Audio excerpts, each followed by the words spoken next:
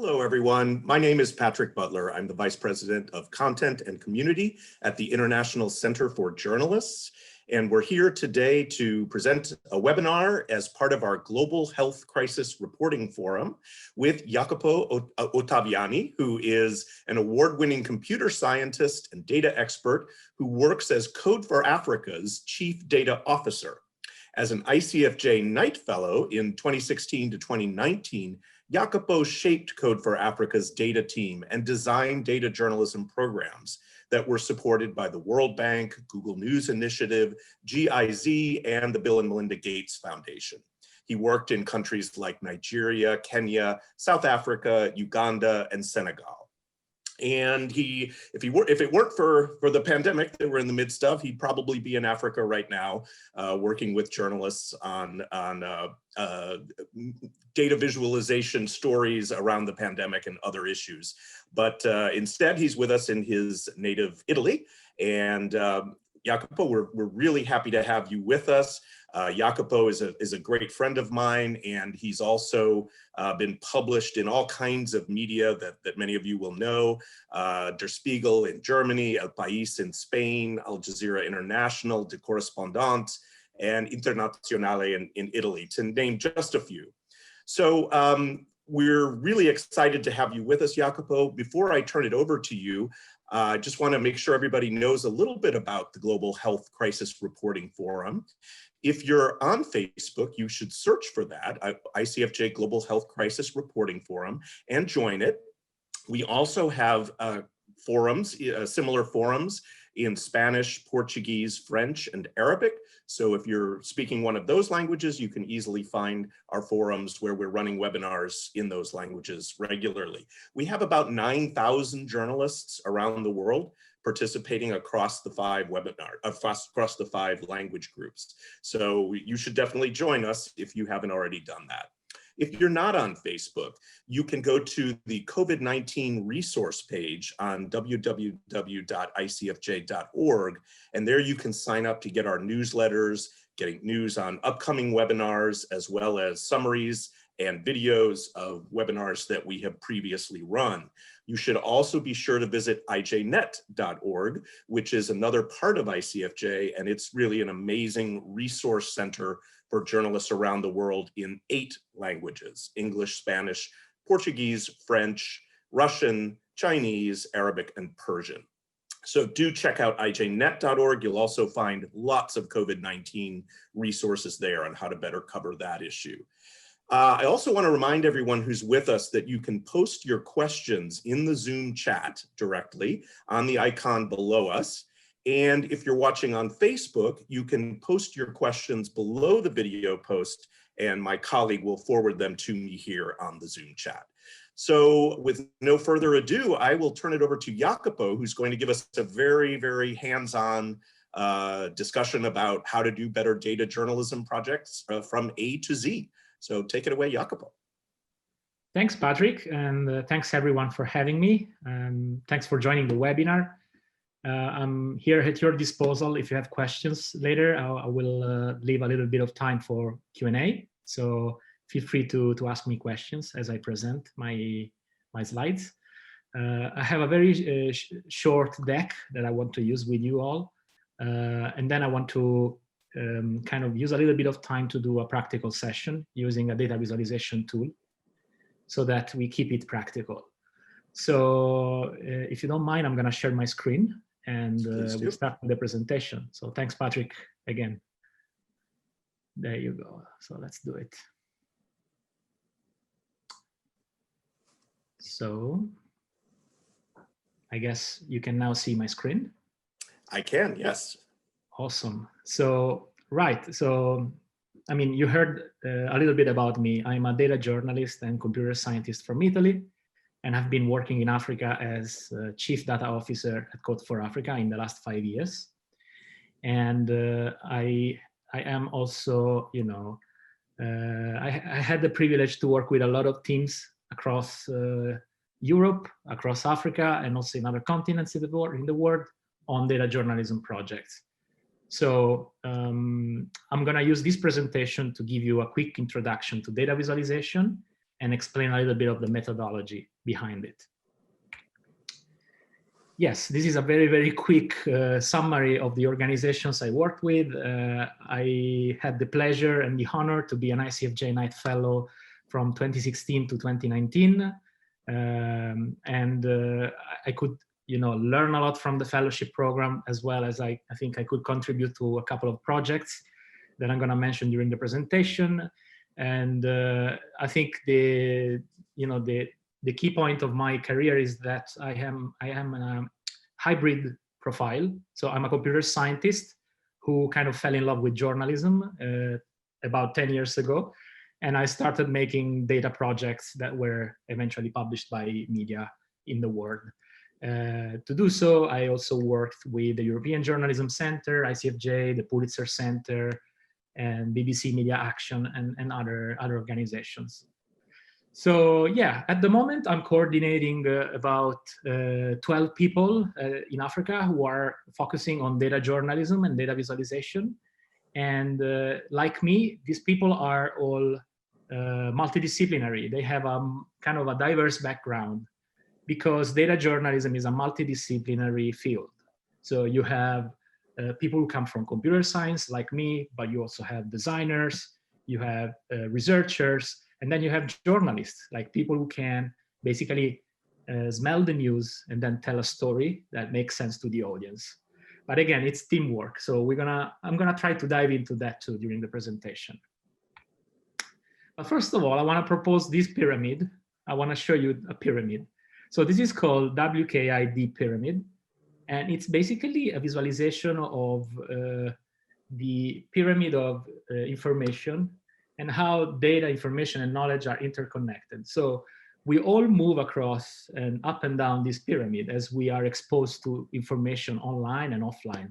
For example, when we read a newspaper, or when we get we read a tweet, or we read a news online, we are somewhere on this pyramid, right? And you can move up. You can move from data to information, you can move from information to knowledge, and then from knowledge to wisdom, hopefully one day. And then you can also go the other way around. So you can actually kind of climb down from knowledge to information, from information to data. So what's the difference between these layers? Basically, data can be seen as raw numbers or raw sort of material that can be structured together into information bits. This information can be linked and interconnected and may transformed into a knowledge base, which can, for example, connect different fields of the knowledge. Let's say sciences with journalism, for example, or other examples. And then one day, we're going to be able to move from knowledge to wisdom, hopefully, and become wise people. But this is not something that I think can be learned, if not, by living. Anyways, this is important because we need to make sure that the data we get from the internet is properly processed and potentially transformed into knowledge, rather than left in the chaos. So this very abstract visualization works as a segue for me to this other visualization. So I want to show you what data-driven journalism is. It's a process. So as Mirko Lorenz, the founder of Datawrapper.de, which is a data visualization and data journalism tool that you can find online, and that we're going to see together by, in the second part of this presentation. He proposed this visualization here, and it shows that data, the raw data that we saw in the previous slide, can be filtered or cleaned and verified, and then visualized into something that people can understand. Think, for example, of an Excel file being transformed into a bar chart, for example, or an interactive map. So that's when you visualize the data. And then at some point, this data, this visualization can be integrated, incorporated into a story or an article. So the more we refine the data we find online, we verify it, we clean it, we filter it, we visualize it, the more we increase the value to the public of this. So the more we work on the data, the better in general.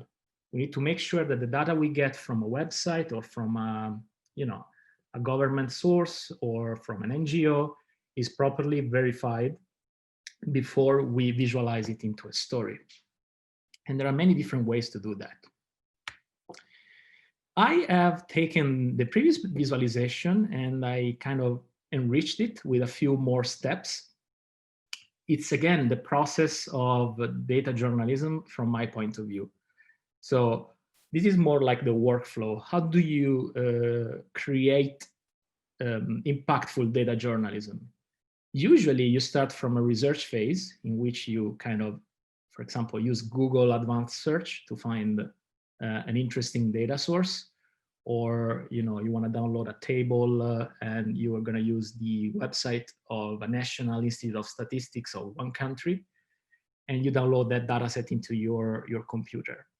After that, you're just starting the journey, because you're not going to include that data into your story the way it is, but you need to refine it or clean it, which means basically that you open an Excel file and you start removing all the data that is not necessary in your visualization.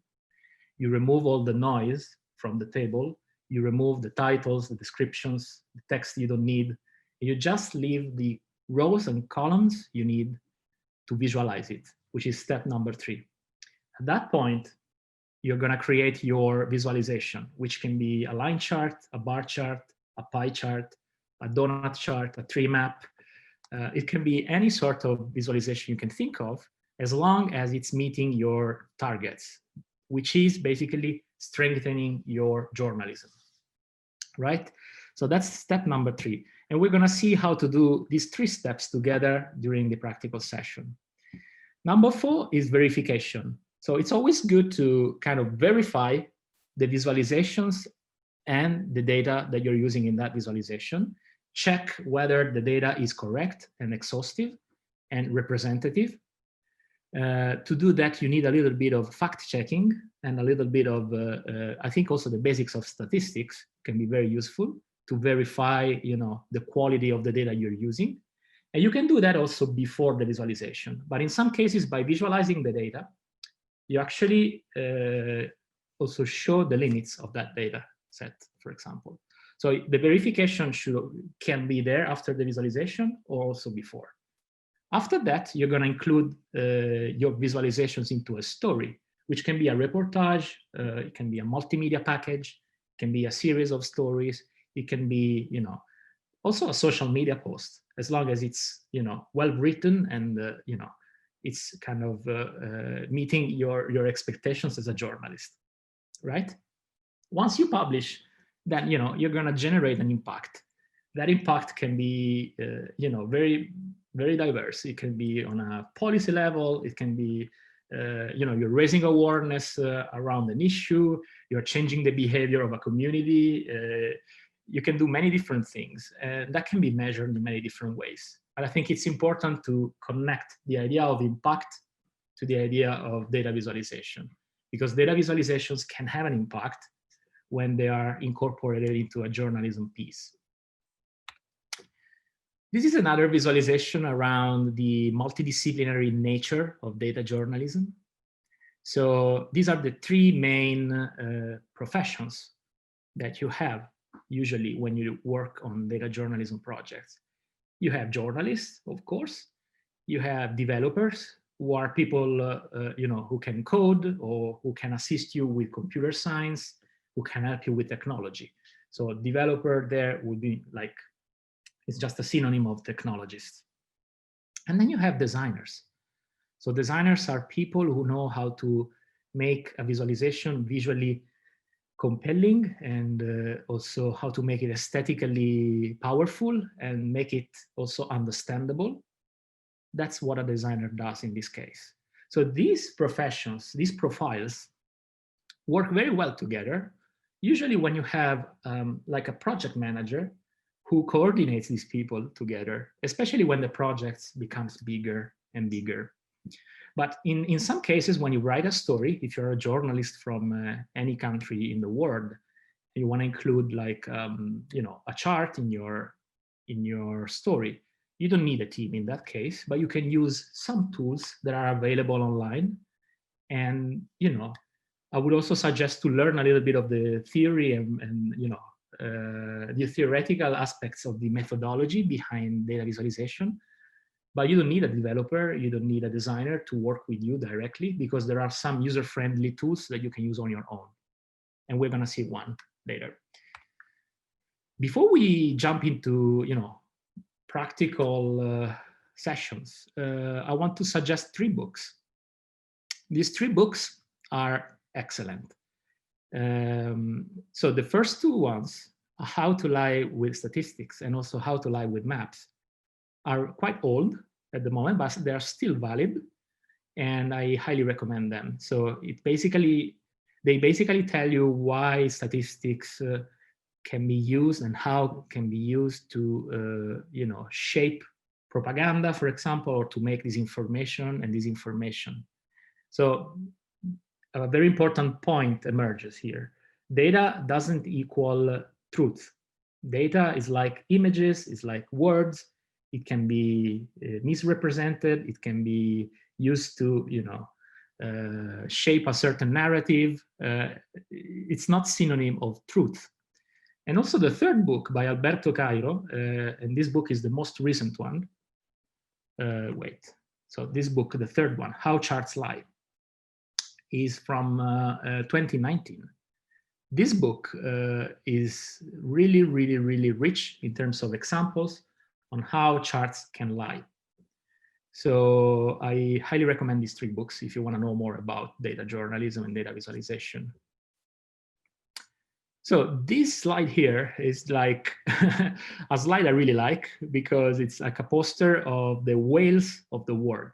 And I use it just to tell you one thing. Basically, data journalism projects can be very small, or they can be very big, but like the biggest whale you can see on this poster. So like, imagine one of those small dolphins down there. That could be like your story. You're writing a story. It will take like 3 or 4 days of work, or maybe even shorter than that, like 1 day of work. And you can still use data in that.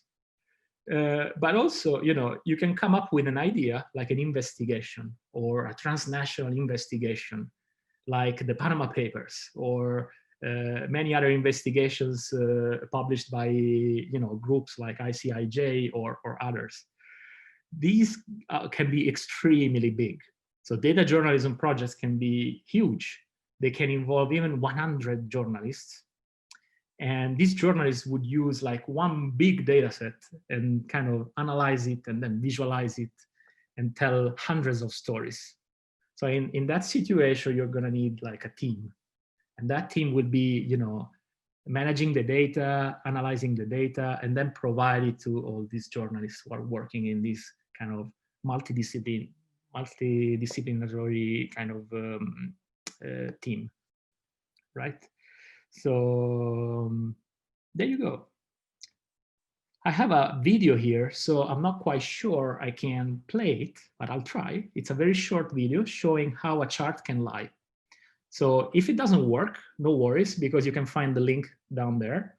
And I'm going to share the slides with you all. So let's try and see how it works and if it works. Oh. Let's see. We make a lot of charts at Vox.com. Of course, charts have axes. And pretty much every time we run a chart with a y-axis that starts anywhere other than 0, someone winds up emailing to complain. You see, there's a really famous book called How to Lie with Statistics, and it contains a discussion of how you can create a misleading chart by messing with the y-axis. And it's definitely true, you can do this. Here's a chart from Fox News, for example. It's a total disaster. But the y-axis dogmatists take it way too far. The big problem with the people who lie with statistics is that they're lying to you. It's true that misleading charts are one way to lie, but the English language is also a tool that can be used for lying. And that doesn't mean we should never speak English. Sometimes you need to fiddle with the y-axis to tell a story properly. So for example, right now, the share of American adults who have a job has fallen to a generation-long low. This is a really big deal. But if you chart this data with the y-axis at 0, you can't see the change at all. Narrowing the range to dramatize what we're talking about isn't boring. lying with statistics. It's emphasizing what's relevant. The way Edward Tufte puts it is you need to use a baseline that shows the data, not the 0 point. And after all, 0 is just a number like any other.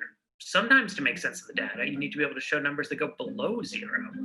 Halting at 0 in those cases doesn't make any sense, but extending every chart way below 0 would be crazy too. And of course, where 0 even is depends on the units you're using. If you do a chart of a person's temperature in Fahrenheit, you're likely to miss the fever if you're zoomed all the way out to 0. If you redo it as a Celsius chart, it's not quite as bad. But if you switch to Kelvin and extend everything to absolute 0, then your charts become useless. When people are really lying with charts, the main thing they're normally doing wrong is leaving out the context, not leaving out the 0. Go back to that Fox News chart. You'd never know from this chart that the top marginal rate was 39.6% back in the Clinton administration, or then the Reagan administration, it was 50%, or that back when Eisenhower was president, it was 91%. The missing 0 was really the last of that chart's problems. What they left out was the entire history of taxes in the United States. So just remember, y-axes don't lie to people. People do.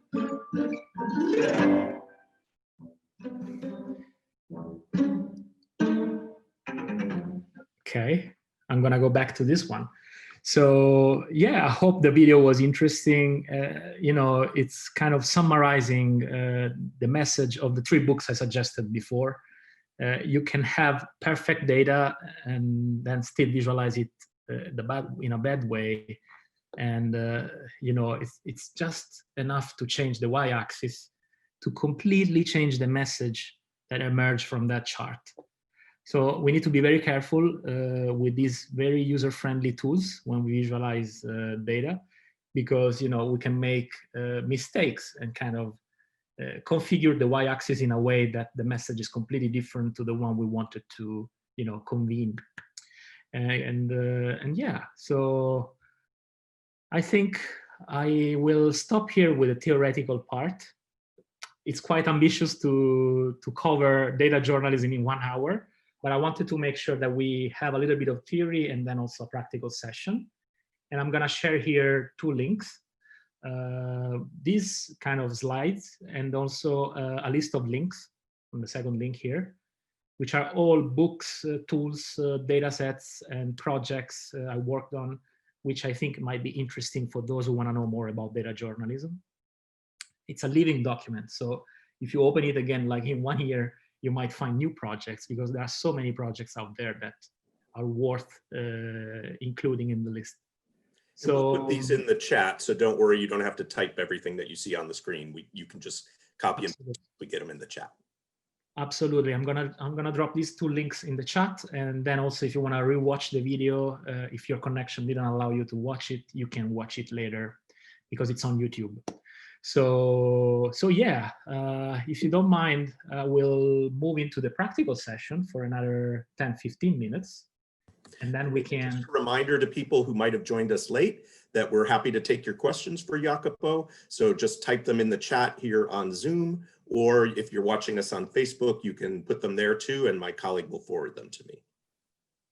Fantastic. So I'm gonna close the slides, and I'm gonna open a new tab with a tool that I want to showcase here, which is called Datawrapper. And you know, this tool has been around for many years now. It's been built with the purpose of serving data journalists. It's free unless you want to have some premium features, but you can start using it without having a premium account. You can just create a free account. You don't need to install anything in your machine, and you can start creating data visualizations with it. So I want to show you how very quickly. The website is datawrapper.de, right? And a few slides I used are taken, you know, from another deck made by the founder of Datawrapper. So the process you're going to see now will reflect the process that I show you in the presentation. So datawrapper.de, you go here. You don't even need to create an account right now. You can if you want, but if not, you can just click on Start Creating, and it will look very, very intuitive. So you see here in the upper part, you have like 4 steps: upload data, check and describe, visualize, and then publish. And these 4 steps kind of reflect the process we visualized before. Upload data is basically starting from the assumption that you found a data set. So that can be like an Excel table downloaded from, Eurostat, or from the World Bank, or from the website of FAO or UNICEF. Any organization that publishes data, or at least more and more of them are now publishing it in Excel format, so that you can download it and then kind of upload it on a data visualization software like Datawrapper. So in this presentation, we're going to assume that we have a data set on a certain topic, and we can pick it from this list here. So for example, the global CO2 emissions. I think this can be a very interesting chart for an environmental journalism story. So I'm going to open it here, and you see it's been loaded into the software. So if you have your own data set, you can upload it using these buttons here. Or if you use Google Drive, and if you have a Google spreadsheet, you can just click on this button here, and then include, paste the link to this spreadsheet here.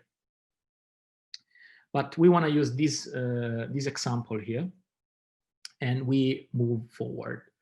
So you click here on proceed. Now you enter this other phase, which is called check and describe. And basically you can see that the dataset has been loaded correctly on the Datawrapper software. You can see it looks like Excel, right? This is like the spreadsheet software used by Datawrapper to process the data and visualize it. So, you can also change it here, a little bit like Excel, right? You can rename the columns, for example. You can, if you want to delete some data, you can. But I often recommend to do this kind of process before you upload it, because the Excel you have on Datawrapper is not complete. It's not like a full-on Excel, but it's like a limited version of Excel. Still, if you want to change one number, you can. So once you have checked and described the data set, you can proceed. And now you start the most interesting part, which is the visualization part. So here on the left side of the screen, you have like a menu. Looks like a menu, right? And you can pick the chart you want to use and visualize the data the way you like. So for example, Datawrapper kind of realized that the global CO2 emissions data can be visualized with an area chart, which is the one you can see here on this preview. So this is okay, but if you want to see how it looks like when you click around, you can change chart on the menu and see where it works or where it doesn't. So, you can quickly see many different options and choose the one you like for your story. I still think that the area chart is the best one, but I want to show you how, how Datawrapper works. This is another visualization, for example. But let's say that we like the area chart. You can change the size of the chart here, for example, and to look like this. For example, like this. Right? And then if you move into these other tabs, you can basically change the colors. You can change the y-axis. So let's say, for example, that we want to emphasize the change of the CO2 emissions over time. How do we do that? So let's change the y-axis this way. How does it look like? Looks like there are not so many CO2 emissions, right? That's just changing one parameter on Datawrapper, which is the y-axis. That's why I wanted to show you that video before. So this is, this chart, the way you see it, is based on real data. We didn't change the data on the table. We just changed the way we are visualizing it. And it looks like there are not so many emissions, because we set the range in a way that the maximum value is 100,000, right? So let's change it back to 10,000. Okay, the message that emerges from this chart is completely different. It's actually the opposite. Looks like emissions are getting more and more in the air, and that's worrying, right? So this is an evidence. It's like it's a very simple example on how you can manipulate charts in a way that, you know, they convey a certain message or its opposite without changing the data. This is widely covered in the books I shared with you. So if you get intrigued by data journalism, you're going to find a lot of these examples in those books. Right, so that's just an example. Again, you can change colors. Datawrapper will give you, you know, palettes that you can use, but you can also set your own colors. You're gonna work on the scaffolding, like the title. So I would say here you can write something like this, which is the title, you know. And then it's super important, you know, this might sound like you already know it, but I'm telling you, a lot of people forget to include the data source in the chart. So it's super important you do that, because your readers need to be equipped with the data source of your chart so that they can dig into it. They can go there and read the full report, for example, or like know more about the methodology behind the data you're visualizing. So it's very important from a transparency point of view that you include the data source. It's actually one of the most important rules. And Jacopo, I assume you can also change the x-axis. Let's say if you wanted to look at the data over a shorter period of time, that's also. Absolutely. You can do that. You can do that. I think to do that, you need to go back to the check and describe phase, change the table, remove the columns with the years you don't want to show, and then do the process again. So I don't think, I'm not quite sure you can do it. Yeah, well, you can't do it from here, I suppose, because here, you know, custom range. Well, let's see, I can try, because I never do it that way. But I think you need to change the table to do that. Yes. What you can do from here, you can change the ticks down there. So let's say you want to visualize more ticks in the horizontal axis, you can do that. But yeah, it's a very good point. I mean, it's important to provide context as much as possible. In some cases, people are kind of cherry picking the years to show you a certain trend. But then, as you can see in the video I shared before, you know, you can show the full picture, and the general trend will change, and the message also will change. So it's a very good point to also select the years you wanna visualize accordingly. So just to keep it as short as possible, you know, you just need to configure all the parameters here. You can add your name, you can add the link to the data source, description, you know, or you can change it from here. But then it's very important that you kind of generate the embed code, because you want to include this chart into your story. And then you go into the last step on Datawrapper, and you know, okay, you need to create your account, and it will send you an embed code, which is basically a piece of code similar to a YouTube embed code, you know, that you can use on your story, and then embed an interactive chart into your story. And this can be done in, you know, let's say half an hour of work, depending on, you know, how much time you want to spend on research, on verification, on all the steps I described before. And, but yeah, if you have the data and then you have an idea in mind, and the more you get familiar with this methodology, you can make a chart in a few, you know, I would say 15 minutes. I wouldn't say 2 minutes, because you need a little bit of time to make sure you are kind of visualizing the data correctly. But I can tell you that in half an hour, you can make a very good chart. And yeah, so I think we are managing to show you an example. If you guys have more ideas, or if you want to reach out to me, you're going to get my contacts, email address, Twitter, LinkedIn. You can find my profile on the ICFJ website. So anytime you guys want, you can reach out to me and follow me on social media. And, we can now move to questions, if there are. Great. Well, I will start with a couple of questions, Jacopo. Maybe you could help a little bit with people who are coming from places maybe where their governments are not making data as available as maybe Italy or the United States does. What tips do you have for people in terms of how to get data for your specific country if your own country maybe isn't very good at making that data available? That's a very good question, Patrick.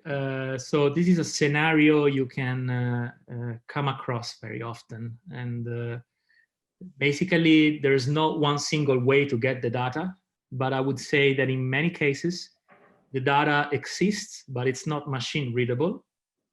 So what you have to do in that case, you need to transform it into a machine readable format. So that's what scraping is, for example. You scrape the data from a PDF file, and that can be done with existing tools that are free to use. One of the tools is called Tabula, for example. It's on my list. You can find it on the list. And that tool takes a PDF file and transforms it into an Excel file, for example. In some countries, data exists, but it's on paper. It's not on a PDF. So in that case, you need to digitize it. It's a lengthy process in many cases. In some other situations, you might want to work with universities. So if the government doesn't publish data on a certain issue, it might be that some researchers from the academic world are working on a specific topic, and they have that data, but it's hidden somewhere in a scientific paper, for example. So in that situation, you would team up, you would interview a scientist or a researcher. After you do a little bit of research on, Google Scholar, for example. Google Scholar is an amazing tool for research in terms of academic papers and academic research. You can type any topic on Google Scholar. Let's see if I can quickly open it here.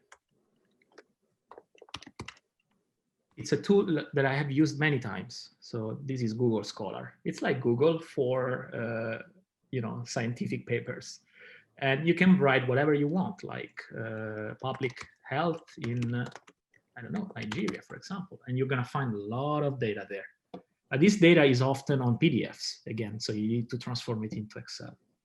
So in my Tabula would be a good way to do that again. Tabula. Yes. Yeah. Yes. Okay. Well, we have some questions here from our audience. I'll start with one from Larissa Lynch, who asks, how do you determine the right maximum y-axis to accurately reflect the data? I think this goes back to the video and sort of making sure that you're being accurate in the way you present it. Totally. I'm going to open the slide again. Well, this is the video, right? How do you do that? Well, you basically need to make sure you understand the message you want to tell your audience before you visualize the data, because it's all in your hands as a journalist. There's no rule.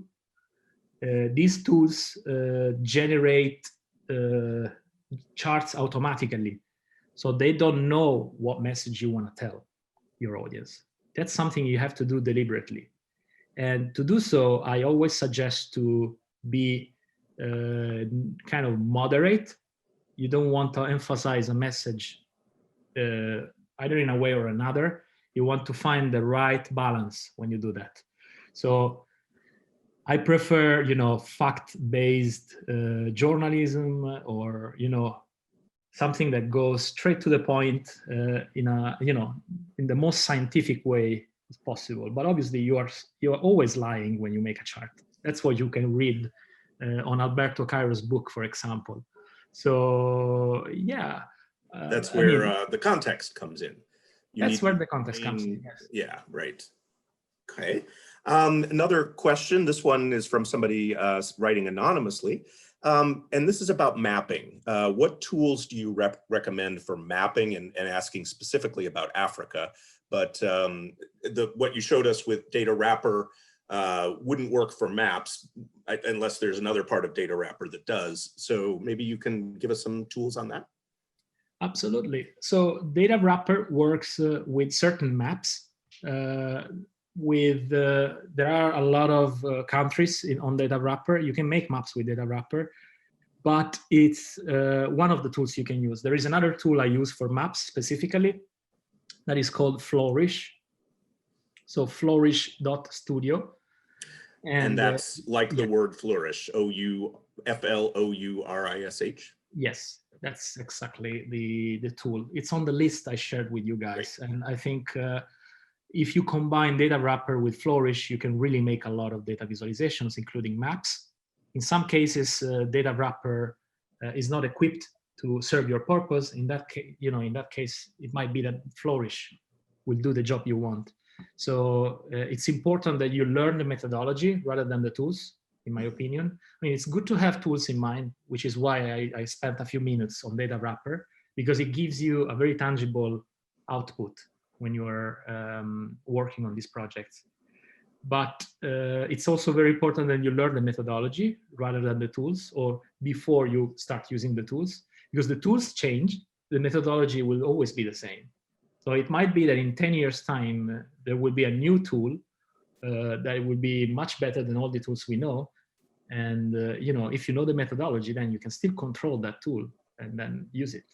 But at the moment, like the time we are talking and speaking, in like November 2020, I would say Flourish and Datawrapper. Okay. Yes. Great. All right, another question from Sharon Mutia, I may be mispronouncing that. When sharing the data, is it advisable to share the full data set or the refined data, only what is visualized? That's a brilliant question. I would say you need to mention the source, first of all, which is the original source of your data. But then if you have processed the data in a significant way, then you can also include your refined data set in your journalism story. Somewhere, it can be like a footnote at the end of the article where you talk about the methodology of your investigation, for example. And it's always very, very important that you kind of document your processes, and so that, people can even challenge you if necessary. And then you can say, look, this is what I have done, this is what I think, and then also improve your methodology as you go. I would say both. So you include the original source, that could be a scientific paper, could be a link to the UNICEF website. But then if you kind of process the data with your team, then I think it's important to report also the methodology of your kind of clean data set. Okay, great. Another person has asked about making sure that we put the links to the sources and the slides in the chat. I don't know, Stella, if you're listening, if that's something you can do, or if not, Jacopo will post them before we can do that. Worry about that. Yes. And then another question, actually, also from Sharon, and then I'm going to get back to one from a different person. When you're working with projections, what kind of caveats should you communicate to the reader? I guess projections means looking ahead, perhaps? Okay, so yeah, I think, she's talking, Sharon is talking about projections of, future trends. Is that what you mean, Sharon? If you want to post an answer to that in the Q&A, is if you're talking about projections of what might happen in the future. For example, on CO2 emissions, there are certainly projections that scientists have made about what will happen in the future if we don't make changes, or if we do make changes. So that might be the kind of we're talking about. I think it depends on the topic a little bit, and it depends on the research you are leveraging for your story, because you're probably not calculating the projections on your own unless you're a statistical analyst. In that case, you can do it. But if you're like taking a projection from a research paper or from a website of an institution, you need to make sure you dig into the methodology and the samples that they're using and the assumptions that they're doing to draw those projections, and kind of loop your reader in and tell your reader that that's a projection, first of all, It's based on these 2, 3, or 4 assumptions. Try to explain the assumptions and also explain the limits of those projections, because projections can be also wrong in some cases. So it's important that you highlight that. Yeah. Great. From Doa Hussein, Doa is asking if we can explain a little bit more about the differences between the tools you mentioned, Datawrapper, Flourish, Tableau. When should you go to each of these tools specifically? All right. So I would say, this is just my personal point of view. I know a lot of people who prefer one tool rather than the other. So I invite you to try all of them. If you can, try all of them and then make your own decision. I prefer, between these 3, I prefer Datawrapper and Flourish, mostly because, they are online. So you can kind of work with these tools without installing anything on your machine. They are relatively easy to use. I think my main difference between Flourish and Datawrapper in particular is that Flourish offers some visualizations that are not offered by Datawrapper. So they are in a way complementary, I would say. For example, on maps, I think Flourish will give you a little bit more freedom to configure a map, which means also more complexity. So I would say that Datawrapper is the easiest one between the 2, and Flourish is slightly more sophisticated. But these tools are changing on a regular basis. They are trying to make it easier and easier for users. So and Tableau, you mentioned, is really useful for extracting data from PDFs. That was Tabula. Oh, Tabula. Okay. Tabula is another tool. Tableau is another data visualization tool. It's being used by many data journalists. It's good to create, I think, dashboards, for example. If you want to create a dashboard with a lot of data into it, you can combine different visualizations together, which is very interesting. And I saw that in action in some media in the UK, for example. But yeah, it's up to you, really. I think I would start with Datawrapper because it's the easiest one. Then if you really like the topic, then you would move into Flourish. And then if Flourish and Datawrapper are not enough for you, then you can move into Tableau. Okay. And a related question from another attendee about whether Datawrapper is good for massive data sets. How can you work with really big data sets in an online program like the ones we've been talking about? I would say that it depends on how huge that is. If it's really huge, like terabytes of data, then I think you need to process it on your machine without uploading it on Datawrapper or any other online tool. So to do that, then you need to know a little bit about R. RStat. That's like a programming language with which you can create scripts to analyze the data. I wouldn't use Datawrapper to analyze big data. It's not designed for that purpose. So yes. What about those who maybe have mastered the tools that we've been talking about and are ready to move on to something a little bit more advanced, like maybe some kind of interactive graphics and charts where the audience can manipulate the data themselves to see what might happen if we do this and that kind of thing. Is that something that online tools can help with, or is it really something you really just need to learn how to do? I think these online tools are amazing learning tools. You just need to use them carefully, like before you publish your chart in your story. But you can definitely use tools like Datawrapper or all the others we mentioned to make experiments. Mm-hmm. So you can, for example, play with the y-axis and show, your friends or your relatives how these charts can work or not. You can ask your friends to tell you what they think about a chart. Because at the end of the day, you're going to publish these charts, and all sorts of people will read it or will see it on a story. So you need to make sure that these are accessible and understandable by by people who are not very familiar with statistics or with design or with computer science. So these charts made with these tools can be used as a guinea pig or as a test bed to understand whether they work or not before you publish, because they're very easy to use, right? So you can make a lot of them and ask, like, if you have a doubt, you have like 3 different charts based on the same data. You can generate 3 different visualizations and then ask a couple of friends to tell you what they think about it. It's very easy to make super complex charts.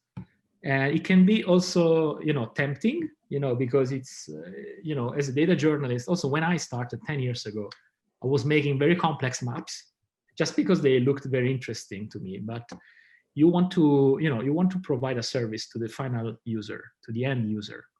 So it's very important that they are accessible. Yeah. Great. Now we have some questions coming on Facebook as well. So let me ask a couple of those. From Ayub Deraza, most journalists depend in gathering data on other institutions' databases.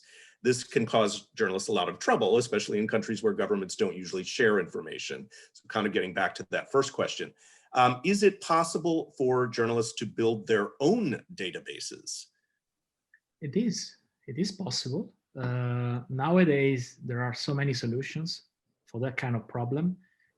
Anyone can host a website with a database inside, but it's very important that, I would say, first of all, you verify the data you include into your database before other journalists will use it for their stories, for example. If you embark on such a journey to create your own data set or your own database on a certain topic, make sure that you document the methodology. You explain with very granular details what kind of samples you're collecting, what kind of data you are representing on a specific table or on a specific part of your database, why you're doing it, explain the rationale of your choices, why you're doing it that way. So it's all about transparency, really, to kind of create a trust relationship with your users. Mm-hmm. So even when you create a database, and I'm telling you, you can do that. You can, for example, if it's not a huge database, you can use even Google Spreadsheet to make a database that can be used by other people. But you need to make sure that you document and explain your methodology. Great. Another question from Ezra Otieno about key things to consider when you're making an interactive heat map. Can you give us any advice about that? Definitely. Again, it depends on the topic you're visualizing, but general rules around heat maps. Well, heat maps are used to visualize density. So you're visualizing like the density of events, for example. Or you want to visualize, for example, the average temperature in an area. So you can imagine like a heat map showing the areas that are most affected by climate change. So you need to make sure that is based on robust data. Okay, you can definitely do it because I think it's very intuitive for the final user, but you want to make sure that you are not kind of over-representing change. So I think you need to be careful with the color range. You don't want to convey extreme messages when it's not necessary. So it's very similar to the y-axis. When you make a heat map, it's very easy to show, red and green or red and blue, but you need to make sure that you're not emphasizing too much the difference between regions or among regions. Okay, that's good. Yeah. We have some advice from, it looks like Candace Mays, who get on this question of sort of creating your own databases and data sets. She says that Mapping Black California is experimenting with participatory mapping to solve the issue of a lack of data on Black Americans during COVID-19. So getting the public to provide data, I think, is another interesting way to do it when there is no data from official sources. Absolutely. Wow, that sounds like an intriguing project. That's probably something that technical people call crowdsourcing. So you're sourcing data from a community or from the online users. It's possible, but you need to make sure that you verify the data and you cross it as much as possible with other data sources to make sure that you're not collecting either incomplete data or mistaken data points and other issues. Because unless you're working with like social scientists or researchers who know how to mitigate the error in the data, then you need to make sure that you are kind of collecting data the right way if you're doing it on your own. Yes. Okay, good. Oh, and she says, yes, exactly. And thank you for that advice. So, thank you. Question from Thomas in Kenya. This is a very specific one, but how can one get reliable data about the exact population of the Kibera slums, for example? And I know you've worked in, so you probably know about Kibera. I do. I had the pleasure to visit Kibera a couple of times in Nairobi. So, well, it's a nice coincidence, but I would say, because I mean, you're asking me a very specific question, right. But I can tell you that there is an organization called Map Kibera. I think it's mapkibera.org, but you can Google it, Map Kibera. And these guys are actually using OpenStreetMap and other data tools to collect data around Kibera about many different things in Kibera. So I'm sure that even if they're not collecting the data around your research questions, which could be the population, they can give you the inputs you need to go to the right place and find the data you need. So they can give you directions. Yeah. That's great that question happened to be about a place you know very well. But I think the advice in general is to do some research on who might be gathering data that not giving you. Exactly. So team up with researchers, team up with local NGOs, try to dig into the National Institute of Statistics, because very often they have data, but it's not visible. So it's hidden somewhere in a hidden section of the website. So you need to do a very, very wide research. And again, you remember one of my first slides, it's teamwork. So that's why in some cases you need to team up with other people who can, for example, take care of the research part of the project. And in that case, it could be someone who's really familiar with the topic you're researching. But yeah, otherwise you can use all the other tools we mentioned, like Google Scholar and all the others. Right. Someone else posted that they recommend a tool called pudding.cool. Do you know that one? I heard about it, but I haven't checked it recently. So, okay. But that's good to know. I'm going to check it out later. One worth checking. All right. Yes. Well, we have reached the end of our time, and so I want to thank you very much, Jacopo, for doing this very hands-on webinar, giving us some tools, but also the framework, the thinking behind doing data journalism stories. And I want to remind everybody that as my colleague Stella has posted links to the tools and the slides in the chat. We will also have the video of this webinar available soon on our website, icfj.org, as well as on ijnet.org. Both those websites, we will have it within 24 hours. So we encourage you to check that out, to share it with friends and colleagues who maybe weren't able to participate in the webinar. Jacopo has said that he is available to help you with any questions you have in the future. So that's very generous of you, Jacopo. I just want to, we'll also be posting the webinar on ICFJ's YouTube channel. So feel free to check it out there as well, but we'll link to it from the websites. We will be sending you shortly an audience feedback survey. We send that to all of our participants so that you can tell us how this was useful, what you might do differently. We really need that information to improve our webinars. So please fill that out once you get it. Again, thank you so much, Jacopo, for being with us. Please, if you're not already on our Facebook group, the Global Health Crisis Reporting Forum, please join us there, participate in the discussion going on there. In addition to the webinars, we're sharing lots of tools on that discussion forum. And again, we're doing it in 4 other languages besides English: Spanish, Portuguese, French, and Arabic. So we'll be doing more webinars, one a week in each language. So please stay with us and watch for the news about the upcoming webinars. And again, thank you, Jacopo, for being with us, and we'll see you all at the next webinar. Please stay safe and healthy, everyone. Thank you.